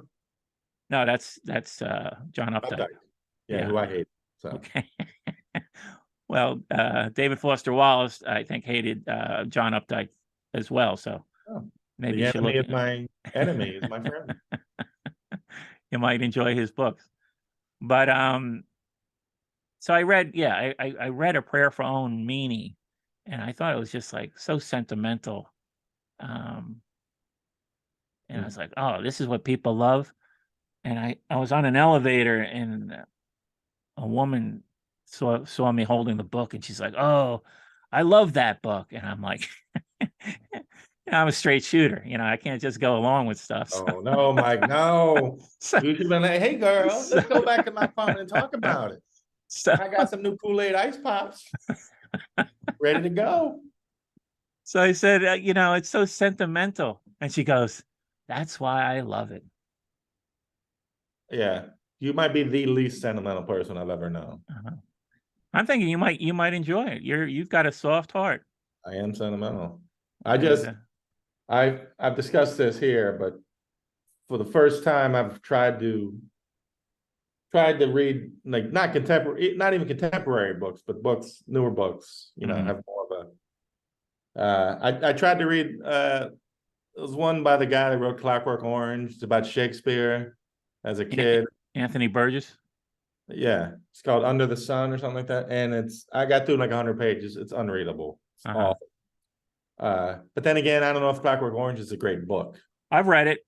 I Is it good? enjoyed it. Yeah, yeah. Okay. It's not as hard. People think it's hard because he's got some invented words in there. There's a glossary in back, and after a while, you know what the word is. So it's sort of standing in for another word. So Yeah. it's easy to read it once you get the hang of it. This But this was Shakespeare as a youth, which I thought I would like because there's a sitcom called Upstart Crow. mhm. And I also have a new policy where if I don't like the book, I just stop reading it. Yeah, that I think that's a good policy. Yeah. I mean, some of the books I stopped reading weren't that I wasn't enjoying them. I was, like I said, I was having trouble concentrating, and I was just stressed out to the point where I couldn't read. I couldn't sit still for Yeah. a while. Yeah. I've But learned when it comes to the point where like, oh, I have to grind this out, it's like mhm. reading should be more joyful than that. Yeah, yeah. That's the only Anthony Burgess book I read. I do have another one of his books, which was highly regarded at the time, called Earthly Powers. But I haven't given it a shot yet. Sometimes I'll loan a book for 40 some odd years, pick it up, and then it's a fantastic book. Yeah. So it's like it's hard for me to part with something, even though I've had it a long time. Oh, I've carried books from place to place for decades. And yeah, half of them I still haven't read yet. Hmm. But yeah, now I have this policy. I'm willing to try anything. So the last week, a friend of ours, I saw online, he had said that this was his favorite book, The Painted Bird. Okay, Uh, Jerzy Kosinski. yes. Yeah. Now You I've know? heard of him. I know he was very popular in the 70s. Another author who committed suicide. Oh, Uh, goddamn. Here we go. Here we but go. yeah, he wrote Being There. Oh, did he? Yeah, yeah. That became the movie? That became the movie, yeah. Oh, or the Wilco album. Both. Oh, I didn't know that. Yeah, yeah, he had some popular books, but that was his first book, I Mhm. believe. Being There? No, the Painted Bird. Isn't it Oh. about World War II? Yeah, so I just Yeah. cracked it, and first chapter, I'm like, oh, I get into this, I'm rooting for this guy, and then like the next page, they burn a squirrel. So I'm like, fuck. So now I'm just depressed, but I think I'm gonna like it, so I'm gonna keep going. No, I like I said, I sort of was aware of him. I never picked up any of his books, but he was very popular in the 70s. I guess they lumped him in with what they call black humorous, you know. Well, I hope But this gets funny because so far it's no, I I think will that say this: the squirrel scene I'm talking about, I wouldn't even call it a scene. It's just a couple sentences. The angriest I've been at a book since Jude the Obscure. Really? Wow. Okay. I'm sure you know what scene I'm talking about. We don't do spoilers, but Now I've only read 2 Hardy books. I'm not Hardy a Boys. Thomas Oh, Hardy. you didn't Thomas read Hardy. Jude the Obscure? I read The Mayor of Casterbridge and Tessa de Herberville. Okay. Well, I mean, I read it maybe 20 years ago. There's a scene in it which just makes you hate everybody, just furious. And this happened when I read about the squirrel, but I think I'm gonna like this one, so I'm gonna keep on trucking with it. So I mean, for what it's worth, I heard that that book is. I mean, which friend of is it who says this is his favorite book? Surge. Oh, really? Yeah. Wow. Okay. So I trust. Yeah, I mean, I trust him when it comes to books. I mean, I used to trust you, but then I found out that you, for some reason, refused to read To Kill a Mockingbird. So I'm not saying No, that brought up. I think that was one of the books that was affected by my stress. So I'm prepared to go back to that. Really big enough. Yeah. Yeah, I'm Serge recommended it. So I'm whipping through the and this was a pure. I didn't even know it was out. I went to pick up the Lucinda Williams autobiography. oh my God, you got that? Yeah, I got Was that. it true? The rumors that we've been hearing?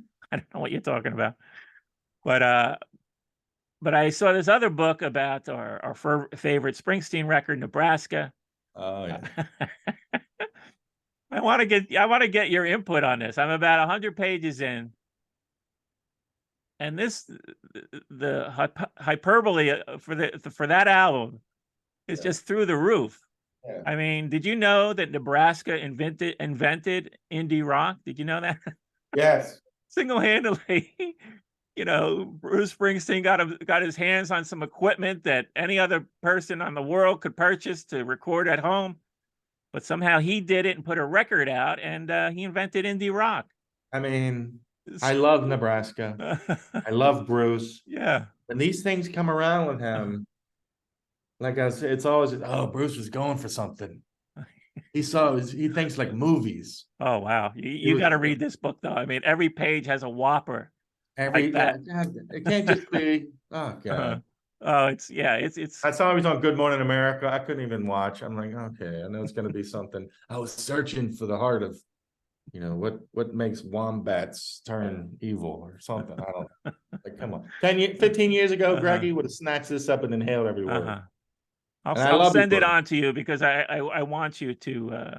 Okay. I want to get your feedback on this one because I'll read it. I mean, how many pages can they drag this out? I mean, he wrote some great songs. He recorded them. The type is nice and large for me, which I appreciate. Thank you, Bruce. No, Bruce was interviewed for this book. I mean, he did participate in it. So you got some quotes from him about it, and it's interesting. The hagiography can just be crushing. The what? Hagiography, which I don't even know if that's the right word. Yeah, that's the word. Thank you. Yeah. Yeah, I'll give it a spin. Speaking of 73-year-old men or whatever, are we going to talk about the coronation? No. God damn it. Our people don't want to hear about that stuff. This is a U.S. podcast. Oh, excuse me. We're eating Chinese food. What's your takeaway? Can you just sum it up quickly for the fans? Of my takeaway of 1,000 years of British rule. I mean, I like that little meme you made where he was looking at a plug for egg foo what. That was well done. Hey, always working, bro. Always working. I like the royal family, and that's it's big and dumb and glossy, and it's great. I don't know why people get upset about it. I mean, I understand because it's 2023. If they were like ruling kings and actually did shit. I think you missed my zinger there. I did. I'm sorry. Shit. Because it's 2023. Boom! Nice. That goes with today's theme, Mike. but people get upset. I'm like, and they love to go, how much money did we spend? I'm like, well, they bring in $2 billion a year to your country, which last I checked was thirsty for money. And I don't even want to get into you know who, but half of this country right now is thirsting to have a certain ex-president be declared king. And it's always those exact same people who love to laugh at the British monarchy. So I get a kick out of that. What was that dollar figure? What was the dollar figure? 2 billion a year. They bring in 2 billion. 2 billion. Yeah. Don't. What is that? I can see the lights changing on your screen. Are you looking that up? Don't you fact check me live in real time, Mike? Keychains. What I mean, how are they getting that number? I don't know. Glasses. Who's to say? Some But fake crowns. I looked it up because people were bitching and moaning, and as I think it was 2018, they cost 87 million a year, and they bring in 2 billion. So I'm okay. You want to get rid of them? Great. But I loved it. They You watched it beautifully. How many hours? It was quicker than one of the weddings. Mm-hmm. It wasn't that. It was maybe an hour. Oh, really? Okay. Maybe an hour. Then some of the balcony stuff and the planes fly over and whatever. It was a couple hours, but it wasn't. I didn't think it was as long as a couple of the weddings they've thrown. So I love it. The pomp and circumstance, the weird rituals, the thing when they bring in the curtain when they anoint him that nobody can see. I love that shit. You don't though, because it's like I have zero interest. You like America. I think you're sucking up their audience, Mike. I think you're sucking up to the, you love freedom. We all love America, Mike. It's okay. Yeah. No, I do love freedom. I guess I guess you didn't watch it. So no. All right. But I you can't get away from it. So I saw the articles about the lip readers. This is a new burgeoning industry. Yeah. The lip readers who can. I'm glad it's happening. I mean, I think it's long overdue that lip readers get the recognition that they deserve. That they can lip read what royals are saying to each other. Let's hear it for the lip readers out there. Wasn't there a Meghan Markle incident recently? They read her lips, and now apparently the king was bitching about things running late. So yeah, very very important stuff. Well, I would be too if I was him. He's got time is ticking for him. He put on that crown and he's like, "Let's get going. I don't have too much time." Yeah. Well, but it is a historical thing. Well, I say we'll never see again, but obviously we could see again. But all right. Can I tell you about my morning coming into work real quick? Yeah, sure. I fucking get off the train and I'm walking, looking at your phone, dicking around. All of a sudden I see like 10 feet ahead of me there's a girl from my office. I'm like, fuck. Very nice woman, great woman, nice, but I don't want to do the small talk. You got to go up the stairs, up another escalator, down the block, and up the building. So I'm like, I'll just stay back, give her a minute, let her hang back, man, hang back. I'm gonna think about what I'm gonna chat about on Egg Food What, because Mike's about putting in the work. Baby steps. Did you take some baby steps?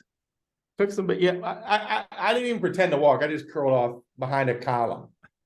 Stood stationary. And I'm clocking I'm like, all right, 30 seconds. All right. So I just start walking again. Get to like the next level of it. All of a sudden I realize I'm 10 feet behind her again.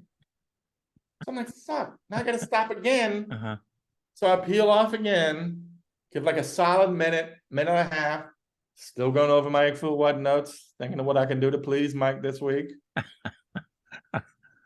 And so I'm like, all right, cool. She's on the escalator. No chance. I'll say, you in the escalator, boop, boop, boop. Get to the top of the escalator, start walking. She's 10 feet in front of me again. What's going on? I don't know. I'm like, how slow is this person? And so then I just stop and I watch her cross the street. So then I cross. Like kind of hiding behind people. So finally, it's a straight shot to the office. And between me and the office door is a coffee place. And I see her stopping. So I'm like, all right, if she goes in the coffee place. I'll sprint past to get the office doors and go up. This is Or good. if she keeps walking, now that I've got eyes on her the whole time.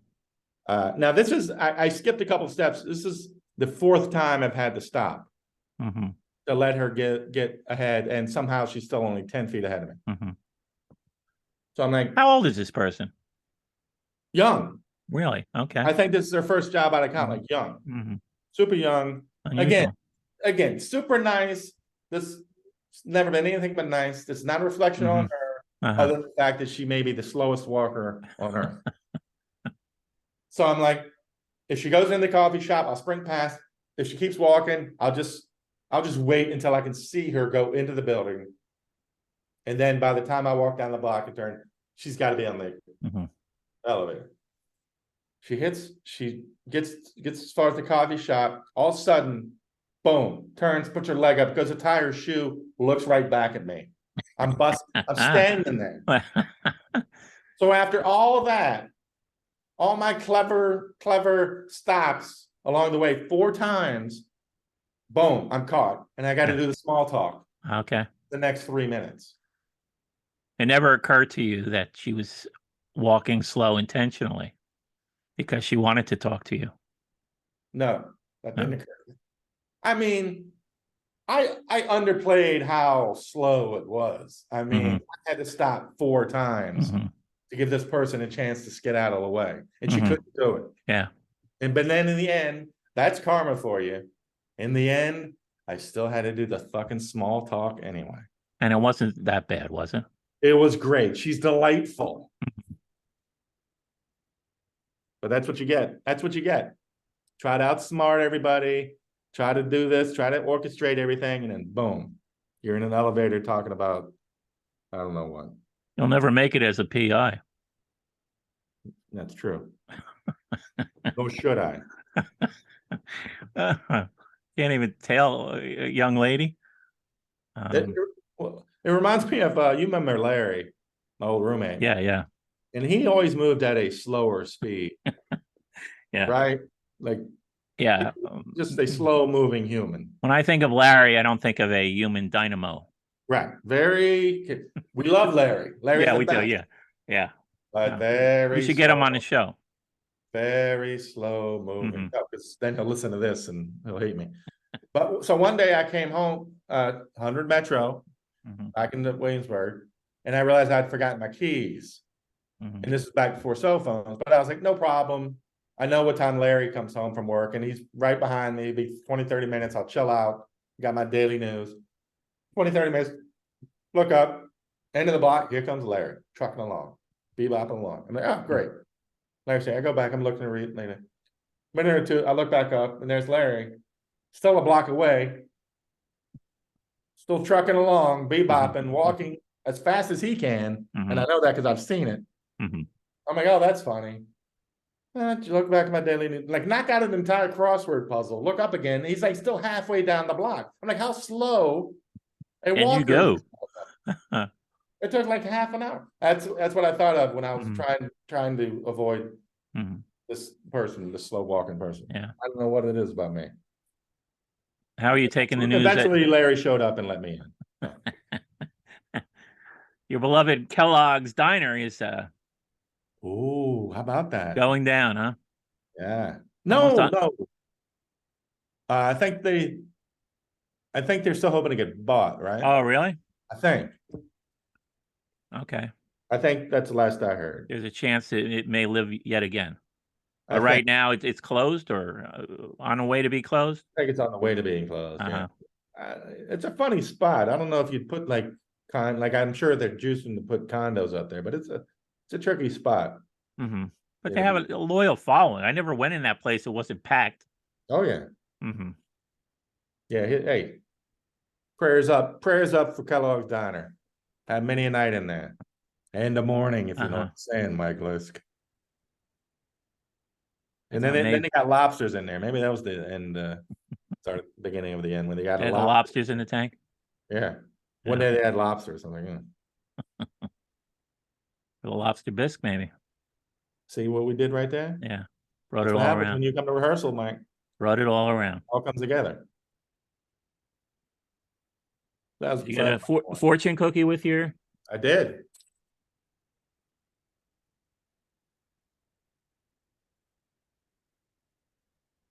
What is your opener already? You're not going to open it for the show? Oh, Didn't you hear me? mine is making so much noise I can't even hear anything coming for your end. How come nobody ever makes the Pac-Man like waka waka waka waka waka? Yeah, we But got. Pac-Man was invented by a Japanese. That's what this show needs, more sight gags. Oh, Mike, don't do that. Oh, wow, look at this one. Mike, you fought to have YouTube, Mike. Don't fight me. I think I made that joke before about it looks like Pac-Man, but the game was invented by a Japanese guy, not Chinese. Uh-huh. All right, I'll stop talking. I'm sorry. I'm bothering you. I'm keeping up. Uh-huh. All right, what, what did you get? Oh, I'm sorry. You shall soon make a long overdue personal decision. Wow. That's actually something that is declarative. You want to trade? Oh, God. I'll give you this one. A new romance is in the future. Oh. Young Michael. Young Michael. No good? Yeah, I don't know. I mean, I'm an old man. Do I really need?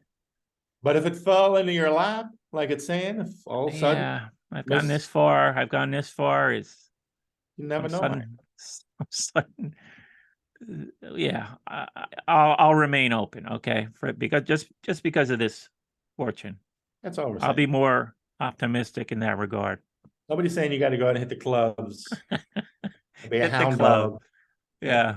But if it happens, let's be open to it. Yeah, if it happens. Yeah, I've given up too, but I do have that. If it happens, I will embrace it with open arms. Given up too. Yeah. Oh, don't worry, I'm not going to be happy either. But I'm open to happiness. Even though I know it's never going to come. Yeah, if we got too happy, the show wouldn't be half as funny. True. That's not true. I think it is.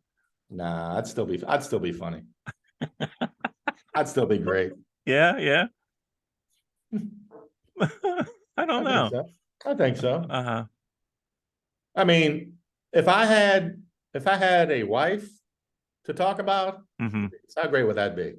Yeah. I mean, I came in wanting to scream about freezers that people have in their fridges. Why do these new fridges have the ice trays where it's just a huge tray of ice in the freezer? You ever seen these? No, I haven't seen that. That's mine doesn't have anything. I had to get out the old ice trays. Okay, well here, all right. We don't need the Mike list won the war stories. There's the great ones are you push the cup and the ice comes out. Right. But some of them they just keep creating ice and it's just like a big ice bin in the freezer you pull out. But what always happens is some ice or some fucking frozen peas fall in the back. You can't shut the door, and you have to hope there's Curious George is around so he can crawl around and through the back to pick out the ice or whatever, so you can shut the door. But that takes so long. Everything's melted and ruined. I don't know who approved these fridges. 2 people I know have them. They drive me nuts. I don't know how they became a thing. They seem to be nothing but pain. Is this your gripe of the week? It took us to the end of the show to get this out of you. It is. Yeah. Okay. No, it's a good one. At least the walking to work thing.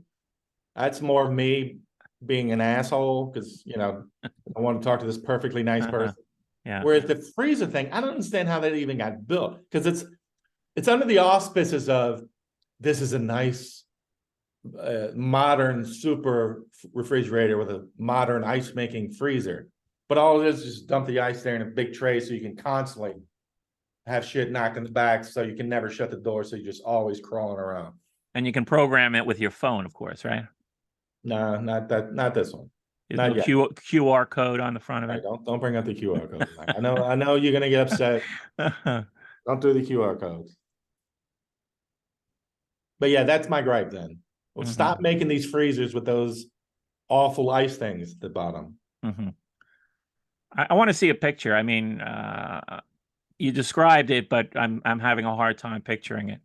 Okay. Can you send me a photo? I can describe it in 15 seconds. Up the top fridge, you have two doors. That's Right. the bottom third or whatever is a freezer that pulls out. Hmm. Part of the freezer is just a big long bin where the ice dumps out as it's making Oh, it. okay. Yeah. So it's just like a bunch of ice. Hmm. And whenever you open it, ice spills out in the back, or something you're keeping in the freezer falls in the back. Yeah. So you can't shut the door again. And of course, like I said, you got to be Inspector Gadget or Curious George to crawl around. And it's a fucking nightmare. I don't know how this passed. Yeah, it should have. I mean, I've seen my brother had one with an automatic ice maker, and it had a little, a little bin that it caught the ice. Mhm. But it was small. It wasn't, it wasn't a big tray, Mhm. but there wasn't any overflow because there was a sensor, a little sensor that detected when the thing was full, and it would stop making ice.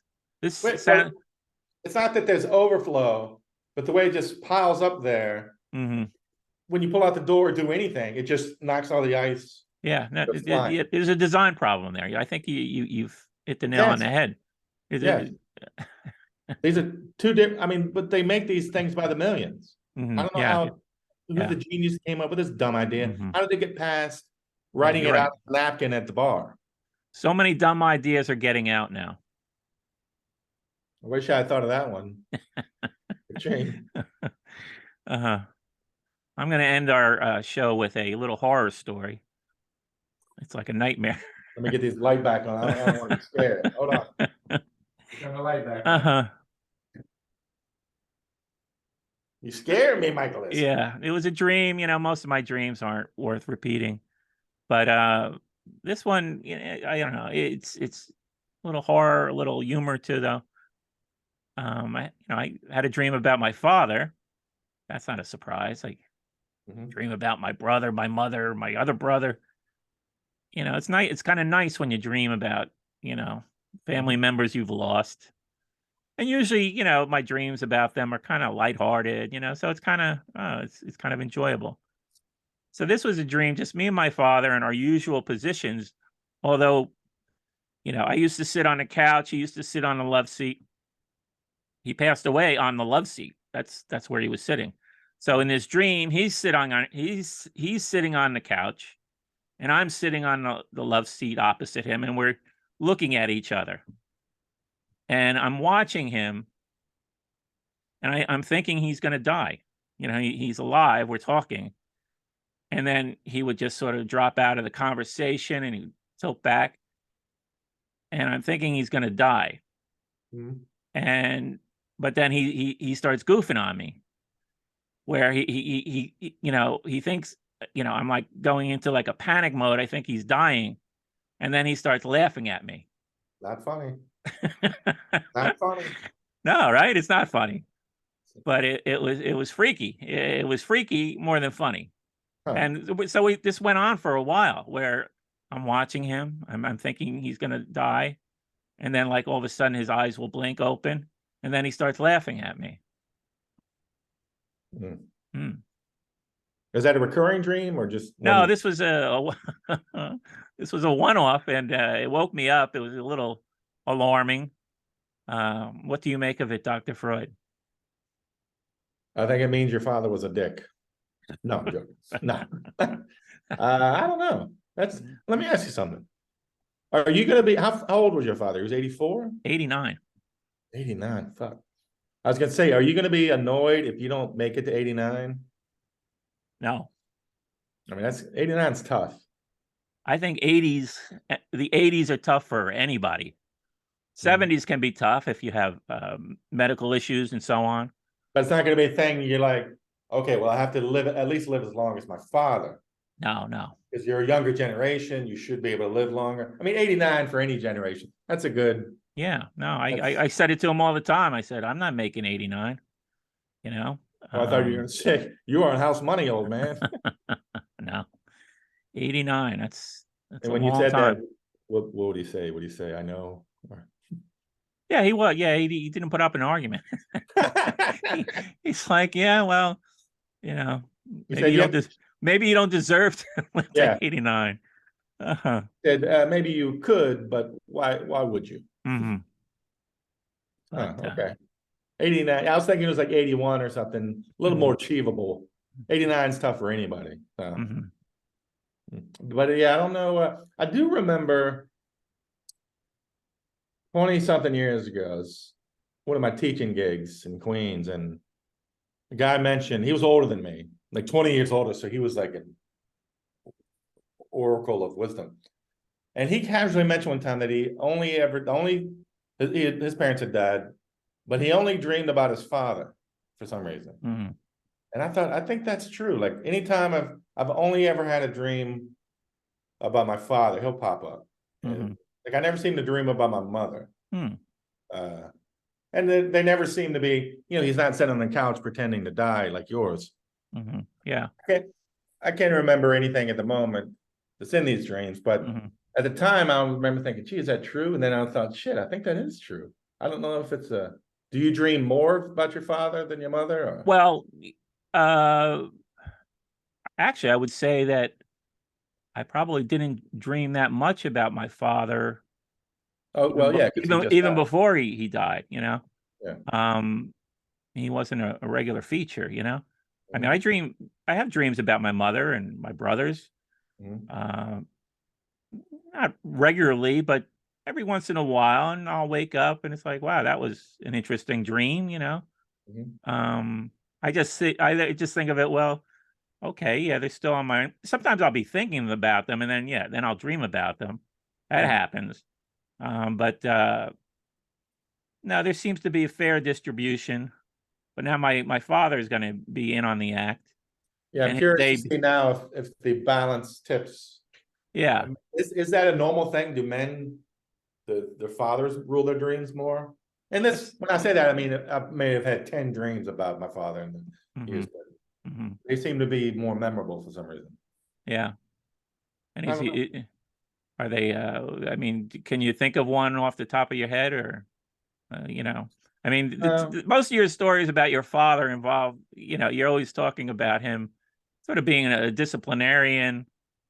My father was that way too when I was young. You know, I mean, that was Very no nonsense. yeah. Yeah, Any I don't yelling? remember. I don't My remember father was any of my. these dreams. I don't remember them being remarkable in any way, other Hmm. than Hmm. oh, that was so. Hmm. But I would have somebody dig into the one about him pretending to die and you're in the couch. I think, you know, I just saw it as like, yeah, okay, he's having the laugh now. You know, it's like I got to continue, and he's laughing at me. That's a comfort, right? Yeah, it is. Laughing. That's good. Yeah, yeah.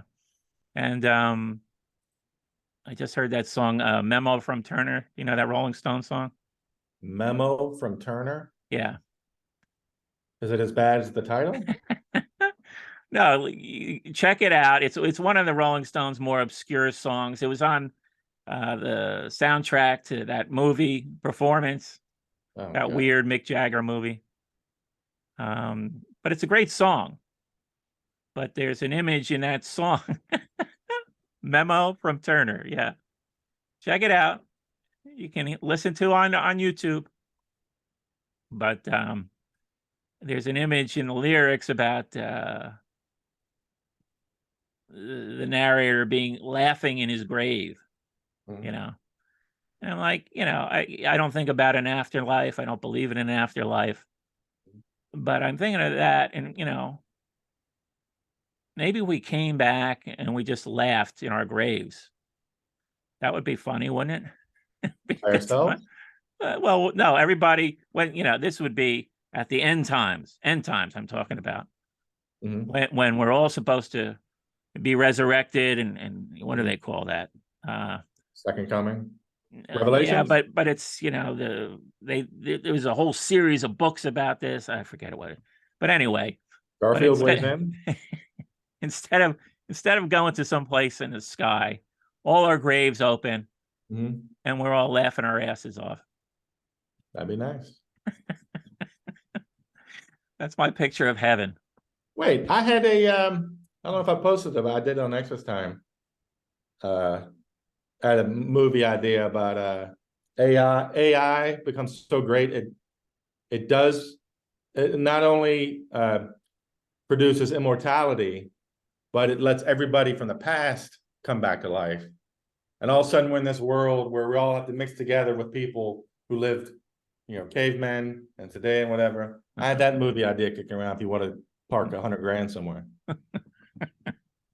But yes, if we were all up after what is the word?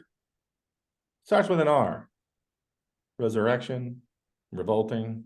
Well, yeah, I mean, we're all supposed to be resurrected, but there's Uh, a term for it I can't think of. Yeah, if we're not all laughing, then why bother being resurrected? What are we going to be resurrected for? Uh-huh. Big ditches? Yeah, and most of the images of heaven are sort of just like, it's like it sounds boring, right? I mean, it's Well, plus, the harps, and I guess everybody's nice, fuck that. and we're just sort of milling around, praising God. It just seems like uh, just a totally boring atmosphere. Well, what if you make it to Where are the heaven? laughs? Where are the laughs? That's what I'm looking for. Well, what if you're in heaven and you look around, you're like, hey, this is great, but then like some of your friends are in the other place. Yeah, didn't make it. Yeah, Well, that's I gotta spend eternity knowing that. That yeah, sucks. yeah. That's no good. Hmm. Have these people thought this through? I don't know. These people that wrote the Bible came up with heaven and hell. Did they think this through? We What good should is go. heaven if I'm there by myself and everybody I care about isn't there? Mhm. That's hell, Mike. Listen. Yeah, that's hell. Boom. And then you won't know if you're in heaven or hell, right? Right, because then the script is flipped. This It's like hell may be hell, but sounds like I'd rather be there yeah. than up here with the harps and the nothing going on. Hmm. I like the just everybody gets up and laughs. Yeah. I suppose everybody gets up and like, I don't know, starts a rec league for soccer or something. I don't know what God would have us all do. I think religion in general needs more laughs. The closest I've ever seen where religion seems to kind of be having a sense of humor is ever read any books about Zen Buddhism? No. There's a famous writer, D.T. Suzuki. You writing this? Sorry. Memo from Turner. But when you read these stories about these Zen monks, they seem to always trying to be one up each other with these sort of Zen koans, these sayings. They're like one-liners.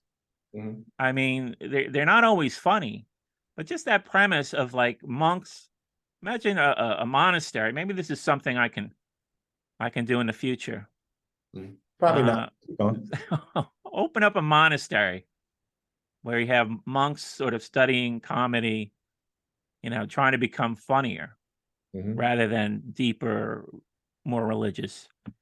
And they mill about. They do meditate because they need ideas, comic ideas to come to them. And there's a nice setting. They can walk around. The Zen monks seem to have really nice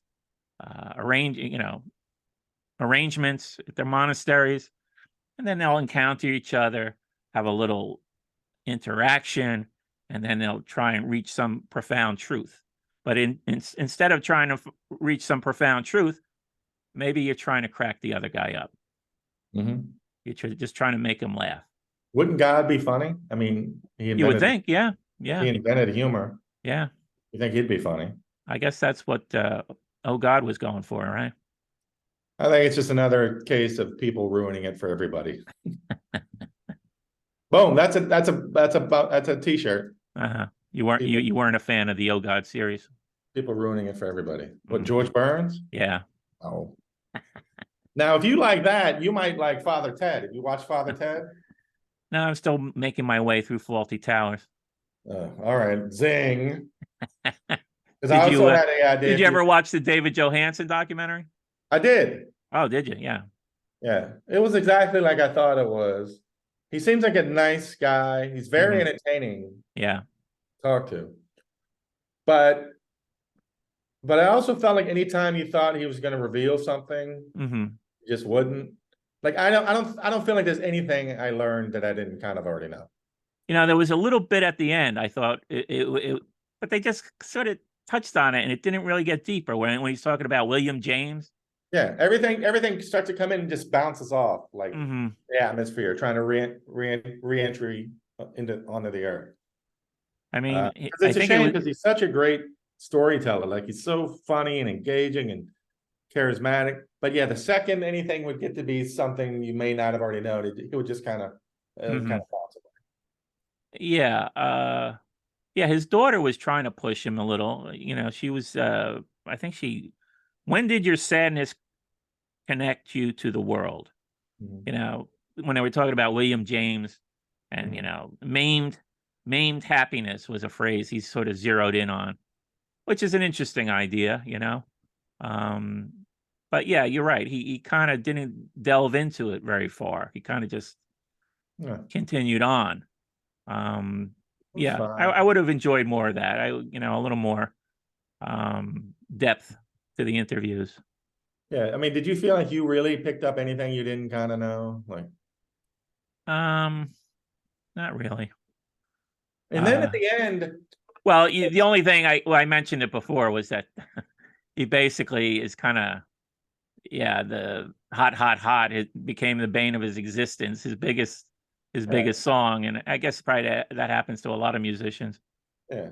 But again, like we knew that. But then Yeah. at the end, I fast forwarded through all the music. I'm not fucking listening to him bebopping and scatting.